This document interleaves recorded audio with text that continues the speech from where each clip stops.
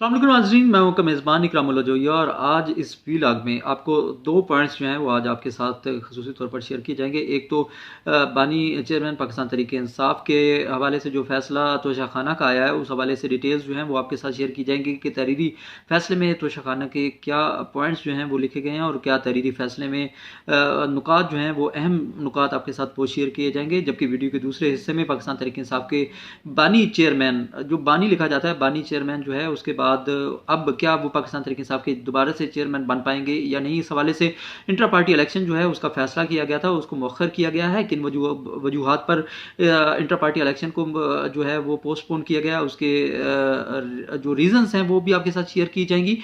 इसके अलावा जो है पाकिस्तान तहरीक इंसाफ के जो बानी चेयरमैन हैं, क्या वो दोबारा से कब तक दोबारा बानी चेयरमैन का दोबारा जो है वो उनको ओहदा कब मिलेगा, उसके लिए इंटर पार्टी इलेक्शन जो है वो इलेक्शन कमीशन की जानिब से वो ज़रूरी है। इलेक्शन कमीशन के मुताबिक जो है वो इंटर पार्टी इलेक्शन होने के बाद जो है वो दोबारा से इस आयल हो सकेंगे कि वो चेयरमैन पाकिस्तान तहरीक इंसाफ दोबारा से बन सकें। और इस हवाले से जो डिटेल्स हैं वो इस वीडियो के दूसरे हिस्से में शेयर किया जाएगा। सबसे पहले जो है वो आपके साथ शेयर करता चलूँ कि इमरान खान और बुशरा बीबी के असर रसूख के बायस कीमती सेट की कीमत जो है वो कम लगाई गई। तोशाखाना के तफसीली फैसले में यह तहरीर किया गया है। आज तफसीली फैसला जो है वो एहतसाब अदालत की जानिब से तोशाखाना केस का जारी कर दिया गया है। उसके जो अहम पॉइंट्स और नुकात हैं वो अब आपके साथ मैं वीडियो के पहले हिस्से में शेयर करने जा रहा हूँ। एहतसाब अदालत इस्लामाबाद में बानी पीटीआई और बुशरा बीबी के खिलाफ फैसले का जो तहरीरी हुक्मनामा है वो इस वक्त जारी किया है और उस हुक्मनामे के मुताबिक जो है जो चंद चीदा पॉइंट्स है वो आपके साथ मैं शेयर करने जा रहा हूँ, जिसमें ये जो फैसला है ये 23 सफ़ात पर मुश्तमिल तफसीली फैसला है जिसको जज मोहम्मद बशीर ने जारी किया है। और फैसले के मुताबिक लिखा गया है कि इस्तग़ासा अपना केस साबित करने में कामयाब रही। ये तहरीरी फैसले का हिस्सा है। जबकि बानी पीटीआई और बुशरा बीबी को 14-14 साल कैद का हुक्म दिया जाता है। यह तहरीरी फैसले में लिखा गया। जैसा कि कल भी आपने सुना होगा कि तहरीरी फैसले में अब भी 14-14 साल का जो जिक्र है वो किया गया है। जबकि जेल में गुजरा हुआ वक्त सज़ा में शामिल तस्वर होगा, ये तहरीरी फैसले का हिस्सा है। जबकि ये भी कहा गया है कि बानी पीटीआई और बुशरा बीबी ने वज़ीर-ए-आज़म ऑफिस का गलत इस्तेमाल करते हुए 1573, दोबारा मैं आपको बताता हूँ, 1573.72 मिलियन का माली फ़ायदा हासिल किया। दोबारा बताता चलूँ आपको कितना फ़ायदा पहुँचाया गया। तहरीरी फैसले में लिखा गया कि 1573.72 मिलियन का माली फ़ायदा हासिल किया गया। यह तहरीरी फैसले में लिखा गया है। दोनों कौमी ख़जाने को नुकसान पहुँचाने के मरतकब पाए गए हैं। तहरीरी फैसले में लिखा गया। दोनों से मुराद यह है कि पाकिस्तान तहरीक इंसाफ के बानी चेयरमैन पीटीआई इमरान खान और उनकी एहलिया बुशरा बीबी दोनों कौमी ख़जाने को नुकसान पहुँचाने के मरतकब पाए गए। ये इस तहरीरी फैसले में लिखा गया है। जबकि कहा गया है कि फ्रॉड के ज़रिए पब्लिक प्रॉपर्टी को हासिल किया गया, ये भी कहा गया है। जबकि ये कहा गया कि सेट की मालियत प्राइवेट लगवाए तखमीने से कहीं ज़्यादा थी। ये इस तहरीरी फैसले का हिस्सा बनाया गया है। ये तोशाखाना फैसला है जिसमें ये भी कहा गया कि अदालती फैसले में बताया गया कि इमरान खान और बुशरा बीबी ने गैर मुल्की सरबराहान से 108 तोहफे मिले। वो जो 108 तोहफे मिले थे, उसके अलावा सऊदी वलीअहद से साबिक वज़ीर-ए-आज़म की एहलिया ने ग्राफ ज्वेलरी सेट बतौर तोहफा वसूल किया। और इसमें यह भी कहा गया कि ग्राफ ज्वेलरी सेट जो है वो तोशाखाना में रिपोर्ट तो हुआ लेकिन उसमें जो जमा जो है वो नहीं करवाया गया तोशाखाना में। ये इस तहरीरी फैसले में लिखा गया है। जबकि फैसले के मुताबिक तोहफे की जो कीमत का तयन जो किया गया है उसके मुताबिक उस कीमत को जो है वो बहुत कम रखा गया है। ये इस फैसले के तहरीरी नुकात जो हैं वो आज आपके साथ मैंने शेयर किए। जबकि दूसरी जानिब पाकिस्तान तहरीक इंसाफ के जो चेयरमैन साहब, जो बानी चेयरमैन जिनको कहा जाता है, बानी पीटीआई इमरान खान जो कहा जाता है, क्या वो दोबारा से चेयरमैन पीटीआई और जो है वो बन सकेंगे। उस हवाले से एक इलेक्शन, इंटर पार्टी इलेक्शन होना होता है जिसमें पार्टी में इंतखाबात होते हैं और पार्टी के उम्मीदवार जो हैं वो वोट के ज़रिए जो है वो अपने चेयरमैन का इंतखाब जो है वो करते हैं। उस हवाले से इंटर पार्टी इलेक्शन जो है वो ज़रूरी होता है। इंटर पार्टी इलेक्शन की बुनियाद पर बल्ले का निशान जो है वो पाकिस्तान तहरीक इंसाफ से छीना गया था। वो बल्ले का निशान तो चला ही गया, उसके बाद जो है जो इमरान खान है वो उसके चेयरमैन भी पाकिस्तान तहरीक इंसाफ के नहीं रहे, बानी चेयरमैन बने और उसके बाद बैरिस्टर गौर जो है वो चेयरमैन पाकिस्तान तहरीक इंसाफ बन गए। और अब बैरिस्टर गौर चेयरमैन पाकिस्तान तहरीक इंसाफ की जानिब से ये ऐलान किया गया कि जो इंटर पार्टी इलेक्शन है वो अब इंटर पार्टी इलेक्शन जो है वो नहीं होगा, इंटर पार्टी इलेक्शन जो है वो मौखिर किया गया है। इंटर पार्टी इलेक्शन कब दोबारा किया जाएगा कि उस हवाले से ये पॉइंट भी सामने आया है कि अब जो इलेक्शन है सबसे पहले उस पर फोकस दिया जाएगा, इलेक्शन के बाद जो है वो इंटर पार्टी इलेक्शन की तरफ जाया जाएगा। बानी पीटीआई इमरान खान की जानिब से ये अहकाम जो है वो सामने आए कि इंटर पार्टी इलेक्शन को जो अभी रोका जाए।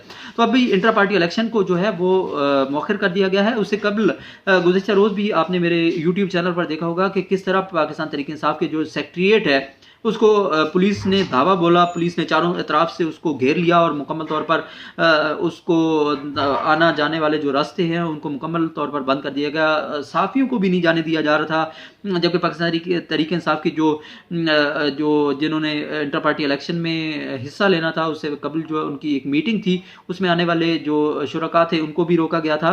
जबकि वहाँ पर जब मीडिया पहुंचा, हम लोग वहाँ पर पहुंचे तो हमने पुलिस से जब बात की तो पुलिस ने ये मौक़िफ़ इख्तियार किया था कि हम पाकिस्तान तहरीक इंसाफ के जो आज की यहाँ पर पार्टी का जो मीटिंग है उसको सिक्योरिटी देने के लिए यहाँ पर मौजूद है और उनको सिक्योरिटी दी जाएगी और किसी किस्म का कोई किसी को रोका नहीं जाएगा। उसके बाद पुलिस ने मौक़िफ़ तब्दील किया।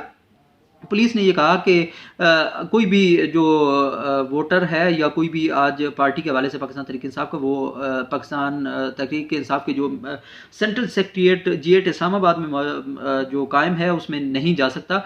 तो उस वक्त जो है हमने सवाल पुलिस से पूछा तो पुलिस ने ये कहा कि हमें जो अहकामात मिले हैं हम उसी पर अमल दरामद करने की कोशिश कर रहे हैं। तो एक तरफ तो ये सूरत हाल थी कि अगर पाकिस्तान तहरीक इंसाफ के जो पार्टी में इलेक्शन करवाने के हवाले से या कोई भी मीटिंग्स करवाने के हवाले से कोई बात की जाती है तो पाकिस्तान तहरीक इंसाफ के लिए बड़ी मुश्किलात का सामना जो है वो उनको करना पड़ता है।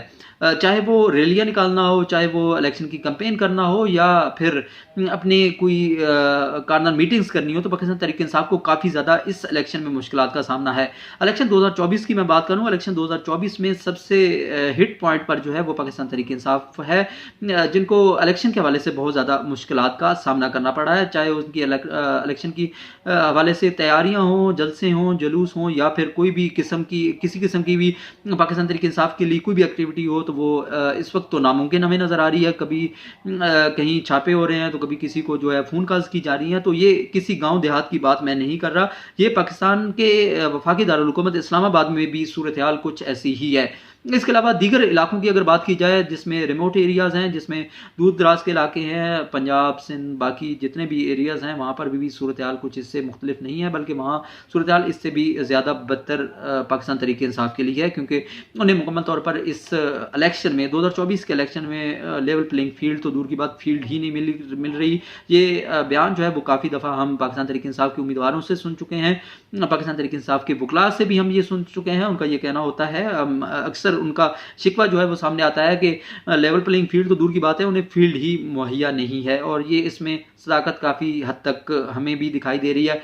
और आज मैं आपके ज़रिए आपके सामने जो है इस वीला के ज़रिए ये भी पहुंचा रहा हूं कि बाकी ग्राउंड रियलिटीज़ में इस वक्त पाकिस्तान तहरीक इंसाफ जो है उसके लिए कुछ साजगार माहौल नहीं है इस इलेक्शन के लिए, इलेक्शन 2024 के हवाले से। जबकि पाकिस्तान तहरीक इंसाफ के जो बानी चेयरमैन हैं इमरान खान, उनके हवाले से जो फैसले अदालती फैसले उनके मुखालिफ जो आ रहे हैं वो, उसके अलावा जो है पाकिस्तान तहरीक इंसाफ इस वक्त जो फील्ड से आउट है, लेकिन उसके बावजूद इलेक्शन जो है वो गमिया गमी अरूज पर है। इलेक्शन में चंद रोज़ बाकी हैं और दीगर पार्टीज़ जिसमें पाकिस्तान मुस्लिम लीग नून की बात की जाए, मुकम्मल खुलकर जलसे किए जा रहे हैं, कैंपेन्स की जा रही हैं, वोटर्स को अपने मंशूर पेश किए जा रहे हैं। पीपल्स पार्टी की बात की जाए, पीपल्स पार्टी भी धड़ाधड़ जलसे कर रहे हैं, अपने वोटर्स तक अपना पैगाम जो है वो पहुँचा रहे हैं। मुकम्मल तौर पर आज़ादी है, मुकम्मल तौर पर अपनी इलेक्शन कैंपेन्स जो हैं वो पाकिस्तान पीपल्स पार्टी की जानिब से जारी हैं। जबकि जमीयत उलमा इस्लाम जो है उसकी बात की जाए तो वो भी अपने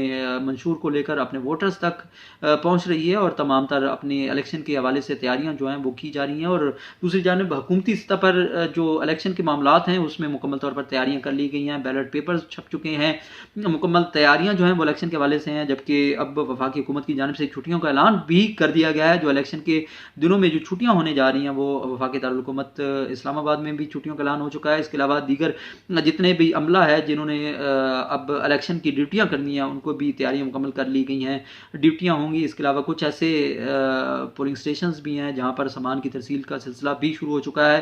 इलेक्शन कमीशन अपनी तमाम तर तैयारियां जो है मुकम्मल किए हुए हैं, लेकिन जहां पर इलेक्शन कमीशन की ये जिम्मेदारियां हैं इलेक्शन कंडक्ट करवाने की, तो वहीं पे इलेक्शन के हवाले से मुख्तलिफ पार्टीज़ के हवाले से जो उनके खदशात या उनके हवाले से जो भी शिकायत हैं उनको दूर करना भी इलेक्शन कमीशन की जिम्मेदारी है। लेकिन इलेक्शन कमीशन जो है अपनी चीदा चीदा जिम्मेदारियां ही पूरी कर रहा है। आईनी जिम्मेदारियों में कुछ ऐसी जिम्मेदारियां हैं जिनकी से कोताहियां अब भी देखने में हमें नज़र आ रही हैं। पाकिस्तान तहरीक इंसाफ को ख़ास तौर पर जो एक साइड पे किया जा रहा है उसके हवाले से जो पॉइंट्स हैं वो शायद इलेक्शन कमीशन भी नहीं उठा रहा, शायद अदालतों में भी वो चीज़ें जो हैं वो नहीं उठाई जा रही। तो अब ये सूरत हाल कुछ जो पूरे मुल्क में सियासी सूरत हाल है इसके हवाले से मैंने आपको आगाह किया। आपको मेरा व्लॉग कैसा लगा मुझे ज़रूर अपने आराज से अपनी आरा जो है वो मेरे तक पहुंचाने के लिए कमेंट्स का सहारा लीजिए, ताकि आपकी जो आरा है वो कीमती आरा मेरे तक पहुंचे और अगला व्लॉग जो है वो इस व्लॉग से मज़ीद बेहतर जो है वो आपके लिए बनाया जा सके। अल्लाह नेगेबान।